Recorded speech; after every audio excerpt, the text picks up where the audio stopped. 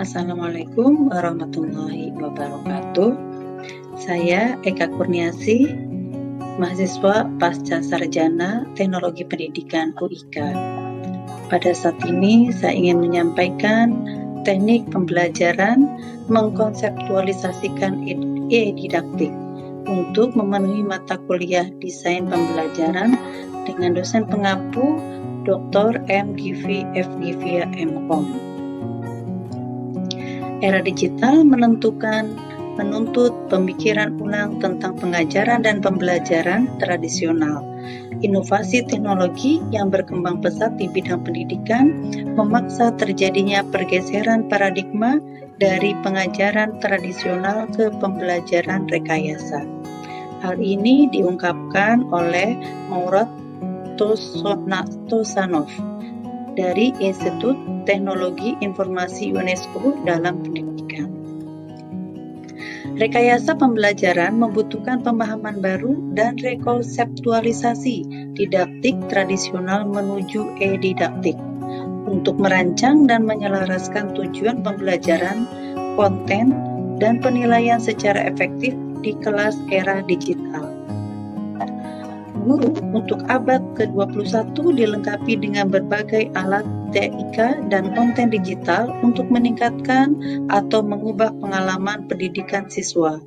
Namun, fakta bahwa seorang guru menggunakan materi digital atau alat elektronik tidak serta-merta menunjukkan bahwa dia mempraktikkan pendekatan pedagogis yang disesuaikan untuk alat baru. Teknik pengajaran. Pedagogi digital harus dirancang sesuai dengan prinsip-prinsip berikut. Pembelajaran pribadi yang otentik, memperluas pengalaman dan memperdalam pengetahuan dan pembelajaran dalam konteks global, menurut ACCE pada tahun 2008. Publikasi UNESCO Institute for Information Technologies Education yang ini mencakup berbagai aspek yang berkaitan dengan konsep e-didaktik, mulai dari asal-usul didaktik hingga rekayasa didaktik. E-didaktik, seseorang perlu memperoleh jenis pengetahuan baru yang mengintegrasikan konten, didaktik, dan rekayasa. Penerapan pendekatan rekayasa untuk didaktik disebut dengan rekayasa didaktis. E-didaktik dalam kerangka desain teknik dan model 5E menurut BB et al. Tahun 2006 yang menggambarkan siklus pembelajaran konstruktivis sosial, membantu siswa membangun pemahaman baru dan mengembangkan ide-ide dari pengalaman sebelumnya melalui 5 tahap berikut, yaitu keterlibatan, eksplorasi, penjelasan, ekstensi, dan evaluasi. Rekayasa pembelajaran secara efektif dilakukan dengan format tatap muka, blended atau hibrid, dan pembelajaran jarak jauh. Teori-teori yang memenuhinya adalah The Learning Sciences yang sangat memanfaatkan teori konstruktivisme menurut J. Piaget dan L. Vygotsky dan konstruktivisme oleh S. Papert. Pembelajaran IPA akan memberikan bimbingan kepada guru dalam mempersiapkan siswa untuk berpartisipasi dalam masyarakat global yang semakin berbasis pada inovasi teknologi. Tujuan akhir dari penilaian era digital adalah untuk memperkuat tanggung jawab siswa terhadap proses dan hasil belajar mandiri. E-didaktik dan rekayasa didaktik. Rekonseptualisasi didaktik tradisional menjadi penting mengingat perannya di era digital yang menuju rekayasa pembelajaran.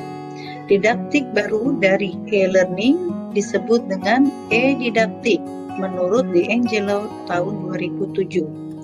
Didefinisikan secara luas, e-didaktik adalah didaktik yang terintegrasi dengan TIK. Tahapan utama berikut dalam evolusi konseptual didaktik ada 4, yaitu pradidaktik, didaktik dialektika, didaktik klasik, didaktik era digital. dari teaching ke engineering of learning.